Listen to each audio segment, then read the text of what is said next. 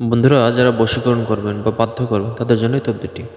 আশা করি তদবিরটি করে দেখতে পারেন, ইনশাল্লাহ উপকার পাবেন। তো আপনারা কীভাবে বশীকরণ করবেন সেটা আপনাদের শিখিয়ে দিচ্ছি। প্রথমে আপনাকে অরিজিনাল যে মেশকেজ আপনার কালি সেটা নিতে হবে। তো মেশকেজ এখন কালি এই বাজারটা না, এটা অরিজিনালটা আপনাকে বানিয়ে নিতে হবে। তারপর কী করতে হবে, এখানে তদবিরটি দেখতে পাচ্ছেন, এই তদবিরটা আপনাকে সহিভাবে করতে হবে।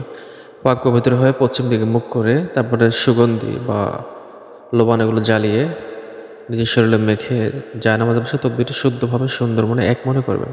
এই তবদিটি কেবল তাদের জন্য যারা প্রেম ভালোবাসা করছেন। প্রেম ভালোবাসাটা করছেন এই কারণে যে আমি বিবাহ করব, হঠাৎ দেখা গেল মেয়ে আপনাকে ছেড়ে চলে গেছে, ভালো কোনো অপশন পেয়েছে, চলে গেছে, আপনাকে এখন আর জিজ্ঞেস করছে না, আপনার খোঁজ খবর নিচ্ছে না, অথবা কোনো ছেলে আপনাকে ভালোবাসছে কিন্তু আপনাকে এখন সে পাত্তা দিচ্ছে না, সে ভালো কোনো টাকাওয়ালা মেয়ে পেয়েছে, এমন ছেলেদের জন্য। এবং যারা ওয়াদা বরখলাপ করছে তাদের জন্য। তো আপনি চাইলে তবদিটি করতে পারেন। তবদিটির মাঝে একটু ভুল আছে। তবদিটি হলো এখানে সোয়াত, এখানে উপরে 4টা হবে, মোট 4 সাইডে 4 সাইডা